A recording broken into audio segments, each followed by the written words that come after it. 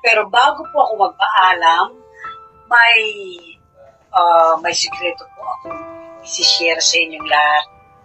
Ano po yan si Kuya Bongo? Ako, yan po masyado na mahihain. Totoo po yan. Ayaw niyang ipagmalaki ang napakarami na niyang nagawa para sa milyon-milyon Pilipino. Trabaho lang yan. Kaya ako naman, sa parte ko, ako naman po sana makikisunod sa inyo o makikiusap kung okay lang pa. Gawin natin ito para sa kanya. Tayo na mismo, tayo na po ang magkwento at magbalita sa iba kung gaano tayo kaswerte, kung gaano tayo kamahal ng nag-iisang Mr. Malasakit, ang ating Senator Kuya Bongo.